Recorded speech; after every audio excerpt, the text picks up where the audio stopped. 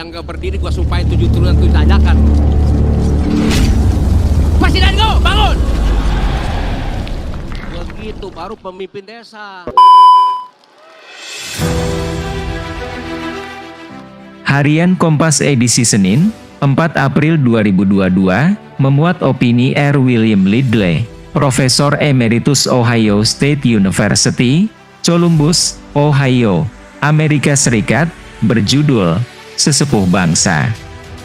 Kiranya tidak tersangka lagi, Presiden Jokowi sedang menggalang kekuatan politik agar sidang MPR diselenggarakan dan konstitusi diamandemen demi perpanjangan masa jabatannya. Kalimat itu penting, mengonfirmasi apa yang saya tulis dalam status sebelumnya. Sangat mengerikan. Jika ditarik ke belakang, sangat mungkin penggalangan kekuatan politik juga dilakukannya ketika pengesahan UU Cipta Kerja, UU Minerba, revisi UU KPK dan sebagainya. Kesemua regulasi itu diterpa hujan kritik sebab cenderung melindungi dan menguntungkan segelintir orang dekatnya, baca, pengusaha batu bara, alih-alih kepentingan masyarakat umum. Kita patut makin waspada terhadap pikiran, perbuatan, dan ambisinya. Semua tercermin dari ucapan maupun bahasa tubuh. Ucapannya mencela-mencela. Komitmennya terhadap jabatan tidak bisa dipegang, seperti dalam kasus janjinya menuntaskan periode Gubernur DKI. Gagasannya melantur.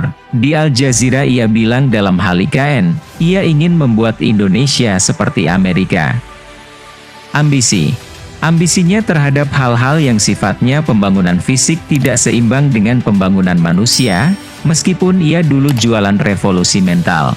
Dalam laporan Nikkei Asian Review terbaru, mantan Mendak, Kepala BKPM, Tom Lembong menyebut Jokowi adalah hardware-oriented, minimally software-oriented. Katanya Jokowi ingin meletakkan pondasi bagi bangsa ini ke depan, tapi sesungguhnya pondasi yang dimaksud itu hanya dalam arti fisik, yang itu pun belum tentu tepat. Bertemu pejabat Jepang yang bercerita tentang kereta cepat, ia buru-buru bikin, meskipun akhirnya biaya bengkak dan terkatung-katung. Orang lain punya mobil nasional, ia buru-buru bikin SMK, meskipun tidak jelas barangnya bak hantu kuburan. Pejabat Vietnam cerita pertanian, ia buru-buru bikin cetak sawah melibatkan kawan SMA-nya, akhirnya gagal karena salah satunya tak dipikir soal irigasi. Orang pindahkan ibu kota, ia ikutan, tanpa dipikir perbedaan konteks dan karakteristik negara masing-masing. Akhirnya Al Jazeera, meledek, kemajuan atau kebodohan. SoftBank dan deretan investor pun lari. Pikiran, perkataan, dan kenyataannya tidak nyambung. Ia marah-marah soal impor. Tapi anak bungsunya menjabat komisaris di perusahaan hiburan bersama artis Raffi Ahmad dan kawan-kawan yang memproduksi secara konsisten konten-konten yang isinya pamer produk impor, mobil mewah, dan sebagainya. Ia berkoar revolusi mental, hidup sederhana, tapi perusahaan yang sama memproduksi program di televisi nasional yang memakai frekuensi publik berjudul Anak Sultan. Isinya pamer kemewahan dan menghina sobat miskuen. Ditayangkan di stasiun televisi. Yang anak konglomerat pemegang saham, pengendalinya menjadi staf khusus milenial Jokowi bergaji 50-an juta per bulan. Sementara paman dari istri si artis adalah founder perusahaan hiburan dimaksud, yang juga pernah menjadi eksekutif grup media. Yang juga pernah menjadi eksekutif grup media tersebut, sekaligus wadirut maskapai milik BUMN, yang masih merugi sampai sekarang. Sehingga butuh suntikan APBN. Kehidupan kita sebagai bangsa seperti sedang diusik oleh ulah pucuk pimpinannya sendiri. Jadi, jangan bicara agenda reformasi tentang pemerintahan yang bersih dan bebas KKN. Jauh panggang dari api. Justru ada kecenderungan kuat ia melindungi pelaku penyimpangan keuangan negara. Tidak ada gunanya mengolok-olok Angelina Sondakh yang secara hukum telah menjalani penjara dan bebas. Siapa saja yang telah dihukum pengadilan dan menjalaninya, ia patut dipulihkan. Saya sebagai salah satu pelapor kasus Hambalang, berpendapat begitu. Yang berbahaya justru pemimpin yang melindungi orang yang diduga pelaku kejahatan dan penyimpangan keuangan negara, sehingga mereka tidak diproses hukum tapi malah diblok oleh tangan kekuasaan. Jokowi seolah melindungi pelaku dugaan penyimpangan uang negara 5,6 triliun rupiah dalam proyek prakerja yang sering saya persoalkan. Dana itu mengalir mulus ke swasta platform digital, Tokopedia, Ruang Guru dan kawan-kawan, tanpa ada pertanggungjawaban. Tanpa ada pertanggungjawaban sampai sekarang. Ia merevisi Perpres Prakerja, tapi justru makin melanggengkan kebocoran uang negara, plus melegitimasi pemberian komisi 15% buat segelintir swasta itu. Banyak hal ia diamkan, terutama yang menyangkut kepentingan bisnis tim terdekatnya semasa kampanye.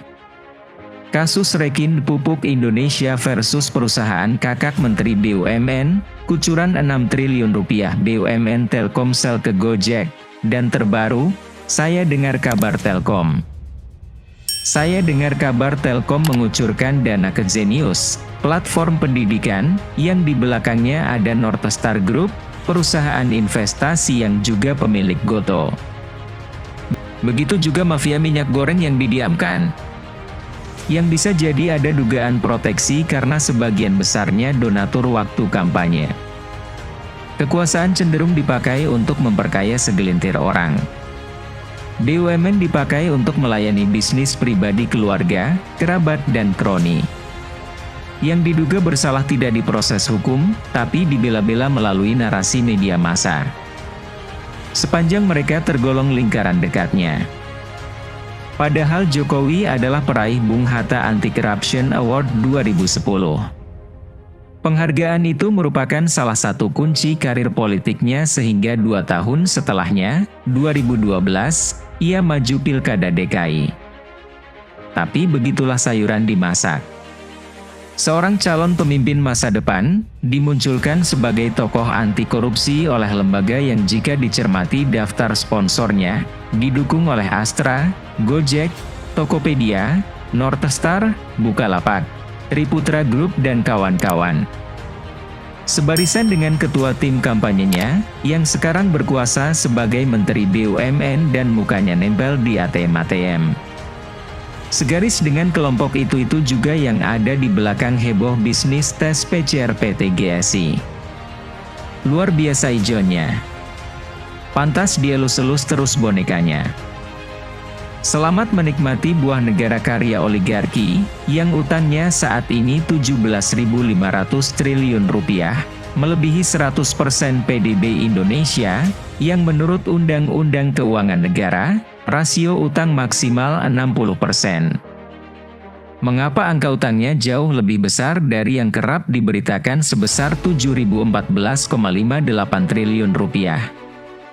Sebab, ada info dari sumber saya, kontingensi debt, utang tanggung jawab negara seperti utang BUMN, sebesar 6.000 triliun rupiah.